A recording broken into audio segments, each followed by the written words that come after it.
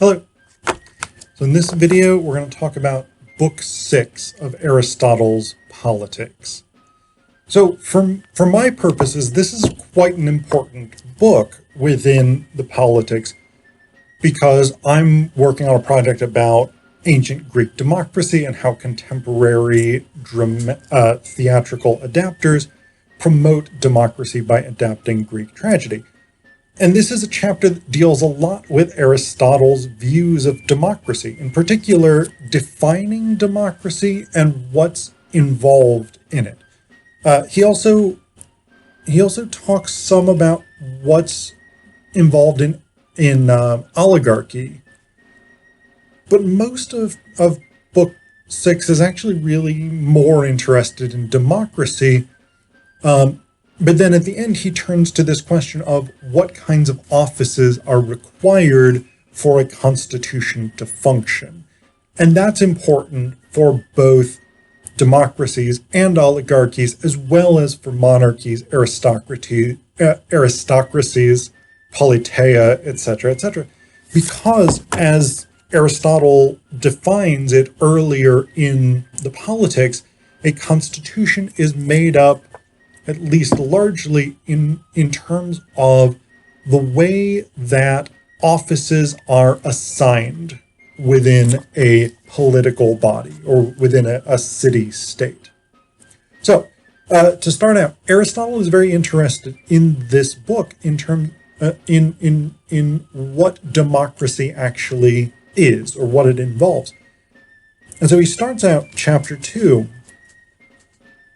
He says, "The fundamental principle of the democratic constitution is freedom, for it is commonly asserted that freedom is shared only in this sort of constitution, since it is said that all democracies have it as their aim. One component of freedom is ruling and being ruled in turn, for democratic justice is based on numerical equality, not on merit. But if this is what justice is, then of necessity the multitude must be an authority, and whatever seems right to the majority, this is what is final, and this is what is just, since they say that each of the citizens should have an equal share. The result is that the poor have more authority than the rich in democracies, for they are the majority, and majority opinion is in authority. This then is one mark of freedom which all democrats take as a goal of their constitution. Another is to live as one likes. This, they say, is the result of freedom, since that of slavery is not to live as one likes. This, then, is the second goal of democracy. From it arises the demand not to be ruled by anyone, or, failing that, to rule and be ruled in turn. In this way, the second goal contributes to freedom based on equality." So essentially, and this is one of the places where Aristotle, at least in C.D.C. Reeves' translation, is a little bit confusing, because here he seems to be talking about democracy in terms of everyone having the right, every citizen at least, having the right to participate in the political and civic life of the city-state, which earlier in the Politics he refers to as politeia. So politeia in other places in the Politics is a different kind of government than democracy, which he elsewhere defines as the rule by the poor on behalf of themselves, for the poor's own interests. So here, when he's talking about democracy as a constitution in which everyone has a say and the poor happen to rule because they are in the multitude, that seems a little bit contradictory. But essentially, the core argument that he's making here is that there are two crucial things that democracies depend upon. One is freedom, and the other is equality, or equality before the law. These principles allow democratic societies, democratic constitutions to function, to balance individual liberty with some kind of responsibility to the state. So this is not just anarchy. This is not absolute freedom, because there is still a city-state. There is still a polis to which one is responsible and within which one's freedom is structured. But unlike oligarchies, tyrannies, aristocracies, I don't know why I keep wanting to say aristocracies. No, that is what I want to say. Something that sounds more Greek than the word aristocracies does. Whatever. Any of these other forms of government do not aim at this kind of balance of individual liberty and justice, equality before the law. So this is what makes democracies distinct in Aristotle's reading. Now, from these sets of principles, these key objectives of equality and freedom, he draws a number of other democratic principles, things that democracies should aim at in terms of the organization of their constitution. Bear in mind, when Aristotle is talking about democracy, he's talking about direct democracy in which citizens are actively engaged in the legislative process, the judicial process, even the executive process, sometimes even the military, the organization of the military. So this is going to sound, some of these things are going to sound very, very alien from the perspective of contemporary liberal or representative democracies like we have in the United States, in Canada, in the UK, in much of Western Europe, and places like this. But he gives us this list of 10 democratic principles. The first one is having all choose officials from all. Second, having all rule each and each in turn rule all. Third, having all offices or all that do not require experience or skill filled by lot. 4, having no property assessment for office or one as low as possible. 5, having no office or few besides military ones held twice or more in a few times by the same person. 6, having all offices or as many as possible be short term. 7, having all or bodies selected from all decide all cases, this would be legal cases, or most of them. 8, having the assembly have authority over everything and over all the important things, but having no office with authority over anything or over as little as possible. 9, having pay provided preferably for everyone for the assembly, courts, and public offices, or failing that, for service in the offices, courts, councils, and assembly that are in authority. And then 10, furthermore, it is democratic to have no office be permanent. So basically, the principles of democracy that Aristotle draws out all relate to making sure that every office is potentially open to every citizen. So everyone can run for this. You don't have to be an aristocrat. You don't have to be a professional politician or something like this. Everyone has, in principle, an equal opportunity to hold any given office. And actually, he seems more in favor, and I think a lot of ancient Greek democrats would be more in favor of assigning offices by lot rather than election, the way that we tend to have today.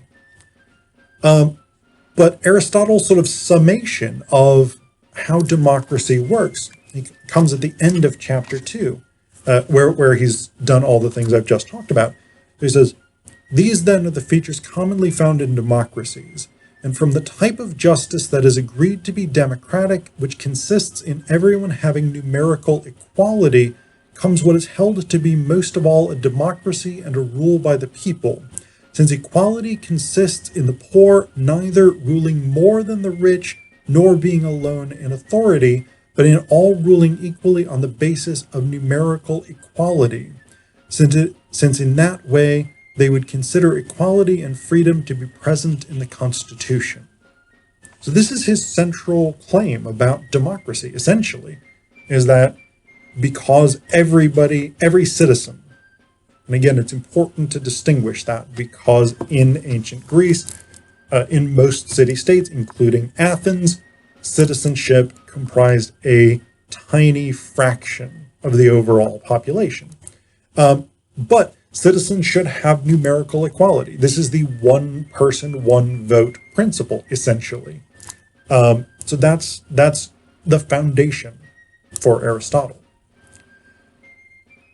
Interestingly enough, in chapter 4, he gives us what might seem like rather a different perspective, because he makes the argument, and actually this is consistent with things he's said earlier in the Politics about a mixed constitution.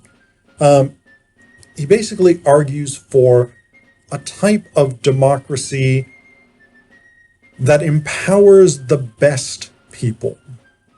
And while this might sound on its surface like a kind of representative democracy, more akin to what we have today, Aristotle has in mind here social elites, people who are born into privilege, essentially. So while these would not be hereditary positions, and they would not be held simply by virtue of birth, he basically thinks that for a lot of the key positions within the city-state, those who are best should be elected to them. So that's a bit of a tension, I think, within Aristotle's take on democracy, but in some ways it's a relatively minor one, given the larger arguments he makes about the virtues of a mixed constitution and a politeia, which again blends democratic freedom and equality and participation in government with a more sort of representative system that draws on the wisdom and the experience of those who are best trained to lead the city-state. Again, how we choose to view that from a contemporary perspective, there's a lot of different approaches we can take to that. But one of the things I do find really, really interesting in Book 6 here is Aristotle's argument about the economics of democracy. Because essentially, he says here, in terms of this, one of the problems of ancient Greek democracy was that the poorer citizens, were less able to participate because to do so they had to take time away from making money to survive, whereas richer citizens had more leisure time, so they could better go to the ecclesia, which was in Athens was the people's assembly. They could spend more time in the courts, etc., etc. Basically, Aristotle argues for a kind of economic equality, a welfare system oriented toward ensuring that every citizen can survive and can be engaged in the life of the polis. So he says here, the truly democratic man should see to it that the multitude are not too poor, since this is a cause of the democracy's being a corrupt one. Measures must therefore be devised to ensure long-term prosperity. And since this is also beneficial to the rich, whatever is left over from the revenue should be collected together and distributed in lump sums to the poor. He's arguing for a welfare state in order to make sure that the citizens can actually participate in a democracy. Fantastic stuff. So the next couple of chapters, 6 and 7, take us through the composition of oligarchies. Aristotle doesn't say that much about them. They're largely presented as the composition of oligarchies are opposite to the composition of democracies. And this is a move we've seen Aristotle make before in the Politics, where he says, now that we understand this principle, the competing principle simply works in the opposite direction. But in chapter 8 of book 6, he takes us to another important element, which is the set of offices, the set of responsibilities the state needs to fill, the city-state needs to fill, or today perhaps the nation-state, needs to fill in order for a constitution to function. So basically the offices that you need somebody who looks after economics. You need somebody who looks after public works and the upkeep of the infrastructure of the city-state. You need somebody who looks after the public infrastructure of the rural areas that support the city-state. You need a treasury. You need a public records department. Maybe a notary public is a good contemporary analog for this. You need a penal system. You need a military. You need auditors who can sort of ensure that people are paying their taxes and things like this. You need an executive who's capable of enforcing the decisions of the legislature. You need priests. And then there's some extra offices, things that he talks about that are like, these are good to have, but maybe not always crucial for every city-state. Things like the offices dealing with the supervision of women, the guardianship of the laws, the supervision of children, authority over the gymnasia, and the supervision over gymnastic and Dionysiac contests. So things like this. So we've got these sets of things, these sets of offices. And again, this is actually, it can be deceptive because that seems like maybe not that crucial a set of information. But actually it is in Aristotle's argument in the Politics, because again, the way that a city-state, the way that a constitution functions is by the distribution of these offices. So that's a central question. And it's key to understanding how a democracy and an oligarchy work differently, because these offices are distributed in different ways. So that's super important for defining these different modes of government.